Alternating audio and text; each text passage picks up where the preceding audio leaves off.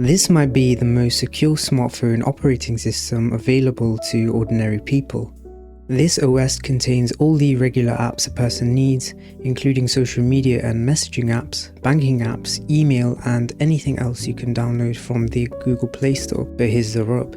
It doesn't use the Android operating system that it came with, and it is only available on Pixel phones. Now, ordinary users think that they have two choices when it comes to mobile operating systems, iOS or Android. Though while this is basically true, I have been using something a little different for the last 6 months. What I'm using is a modified version of Android that's designed to make your phone significantly more secure, give apps less control over your data, and even treat Google itself like an untrusted app. And the great part is, I can still use all the apps that I would use on a regular factory install. This operating system is called GrapheneOS, and after 6 months of daily use, I've learned that it is not as daunting or difficult as it may seem to be, and this is especially true for a non-technical user. Stay around till the end of the video and I will let you know if this OS is for you. So before I delve into the privacy and security features of this OS, I will mention why I even tried to use GrapheneOS in the first place. Well, as a Linux enthusiast and someone with a bachelor's degree in cybersecurity,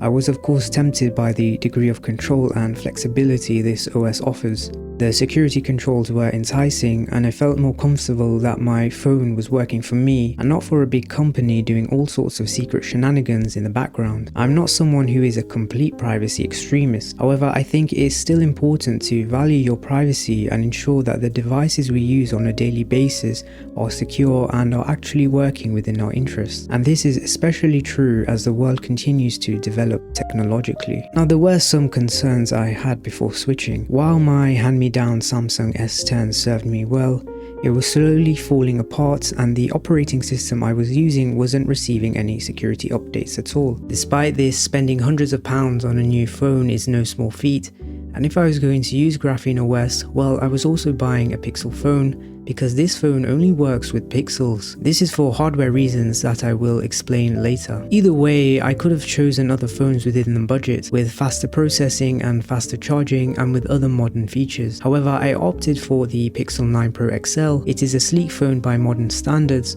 but is no powerhouse if we are talking about processing power alone. So as Pixel phones come with a modified version of Android by Google, I didn't want to give up my privacy. So my goal here wasn't to be as untraceable as Edward Snowden hiding away in Moscow. It was to have something that fit my tech philosophy, which is simple to use, modern, and most importantly, places the power and control within my hands and not a company. So what actually is GrapheneOS? As stated previously, it is a modified version of Android which is open source. This means that anyone can review the code and request to make changes to it. More eyes on the code should mean in theory that the OS is more secure by default, which is in contrast to closed source apps who use the principle of security by obscurity. This is essentially the opposite of open source programs, where the app is secure because the code is not publicized. However, this means you have to trust that the developers of the app are not doing anything naughty in the background. So wherever I can, I use open source apps,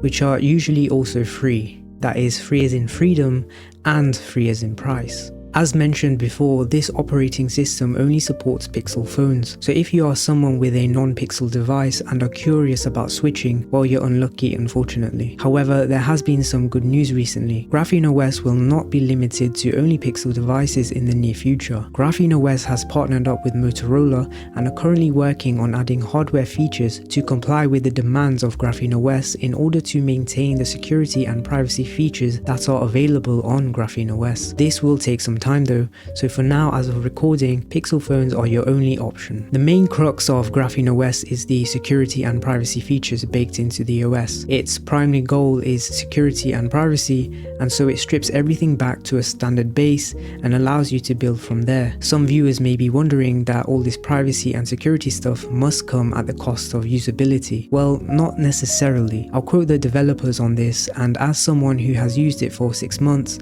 it absolutely rings true. To quote, "The project cares a lot about usability and app compatibility, so those are taken into account for all of our features." Now, those of you curious about this project may have some concerns. For example, will my banking app work? Can I use YouTube? Can I use Google Maps? What about notifications? And will I miss important features? The answer is you can do mostly anything you can on stock Android in most cases. See, you can install Google Play services and Google Play Store and have access to all the apps you would typically use. Now, the only major caveat, which may turn certain users off, is that your banking app may not work. However, there is a website to check this. On the website listed, there is a list of countries on the right hand side. Choosing your country will take you to the section on the page which lists all of the banking apps available for that specific country. So based on user reports, you can see if the app runs or not. And if an app is not running, there can be a remediation listed or settings to change which actually allow the app to run. Now, luckily for me, all of my banking apps worked. So this was a big fear before switching, as some banks like Starling in the UK don't have a website where you can manage your finances. The app is the only way you can do it. So for some people, this might be the deciding factor whether you choose to use GrapheneOS or not. However, I have to say that everything worked just immediately. There was nothing that I was personally lacking, and it felt like a polished and smooth Android experience. Now, you may use your phone in different ways, so the only real way to test this is by using GrapheneOS. Luckily, you can switch back to stock Android very easily, but please remember that if you are switching, to back up all of your personal data and important files and pictures. Installing a new operating system will wipe all of your data, so please be careful and mindful of this. So I made my mind up to install GrapheneOS. Well, luckily the installation process is extremely easy and even non-technical users will have no issues with this, as all you really do is connect your phone to your PC, press a couple of buttons and wait. While this does sound too good to be true, it genuinely is that easy. All I needed was a compatible browser and an unlocked phone and supported Pixel device, and the main thing is to ensure that it is unlocked. An unlocked phone means that it is not linked or tied to a specific carrier, and this will prevent installing GrapheneOS. As it says here, this is mostly a US issue. If you are buying a device new, look for the word unlocked in the phone title or description. Also, look for devices that are actually supported as listed here. For example, although the Pixel 2 is a Pixel device, it is not currently supported anymore. However, if you are buying a new device, take a look at the recommended devices. I would personally go with the Pixel 9 or 10 series, as they will have the longest minimum guarantee of support in the future. However, this all obviously depends on your budget. As we can see here, 8th generation and later Pixels provide a minimum guarantee of 7 years of support from launch. Those are the options that the GrapheneOS project itself recommends. Installing apps is also pretty simple. GrapheneOS comes with the App Store app by default. However, I would recommend installing Crescent. It comes with a few more apps, and take a look and see what you like. If you are looking to install only open source apps, I would recommend also installing Droidify. Simply head to the browser and type Droidify GitHub. The first link should take you to GitHub. Simply head to the GitHub releases section, scroll down and download the latest APK release. The APK is just a file format similar to exe on Windows, but for Android phones. If this is your first time downloading from Vanadium, which is the default web browser, you will simply need to allow installing apps from this source as shown here. Once that is complete, simply download Droidify and install it. Once you are there, you can search for any app that you like. These apps are all open source and free if you want to take GrapheneOS a bit more seriously, which was something I was looking to do. However, for most non-technical users, I would recommend simply installing Google Play services. It is not installed by default, so it is up to you whether you would like to experiment without Google services. Simply head to the App Store and install Google Play Store. It should install Google Play services as well. Once it has installed, log into your Google account and away you go. Now, some may ask, why install Google services if you're using Graphene? It is a fair question, but the point of the OS is that it gives you choice and allows you to control the software you want to use and the way you want to. It comes with many protection mechanisms and different security and privacy features that are too technical for the average user to understand. However, by using Graphene, you are still cutting out a majority of the tracking that comes with stock Android, and for most people, and for me, I think that is more than fine. Let's delve into the nitty-gritty features, which is the main purpose for using this awesome operating system in the first place. This section will use some technical terms, but I will explain them as clearly as I can to make the video accessible for everyone interested. And these were the features that I use and that I was interested when switching to GrapheneOS. Number 1. Concise defaults. I noticed that when I first launched into GrapheneOS, there is only a limited number of apps and services available. It comes with the bare essential features like a PDF viewer, a camera, phone, an SMS, and an app store. Yeah, that is pretty much it. See, GrapheneOS gives the user control and allows you to choose what you want on your phone, instead of bombarding you with 100 apps you'll never use or need, saving storage space in the meantime. Number 2. Sandbox Google Play. One of the main features in Graphene is Sandbox Google Play. Sandbox just means that an app or service is running in an isolated environment and does not mingle with other apps or services. Additionally, this sandbox version of Google Play runs just like any other app. You set the permissions that you want to give it. Don't need Google Play services running in the background? Well, you can just stop it. You can't do this on stock Android because it has high privileges and runs on a system level rather than a user level. In Graphene, this version of Google Play has no special access. Okay, but what does that actually mean? Well, it means you can install Google Play within a specific user profile, which I will explain soon, and it can't access the data of other apps on your device. You have to provide the permissions as to what it can access. So this means you get the same benefits of Google Play, just with increased privacy. It is a win-win and one of the best features of GrapheneOS. Number 3. Fine-grained permission control. I touched on this in the previous point, but GrapheneOS allows you to add or take away certain permissions for specific apps. I'll provide an example to make this clearer. Now, as I am using a Pixel phone, I wanted to take advantage of the camera. However, the default camera supplied by Graphene is good, but not great. So I wanted to use the Google Camera app, which takes better pictures. However, I didn't want it connecting to the internet, so I installed Google Play services and installed the camera app. But then I removed the network permission. This means the app cannot connect to the internet, and you can set this for every single app if you choose. So again, I get the benefit of using Google Camera app, but it isn't sending any data about me to their servers. Again, you can't do this on stock Android. You can also set different permissions like sensor permissions. So if you didn't want a particular app to have access to my sensors, I can shut that off too. In connection with this permission control, you can also set something called storage scopes. Storage scopes are essentially a limited part of your file system that you grant to an app. So when an app wants to access certain files, it will only have access to that limited area that you provide and not have access to data that you do not want to share.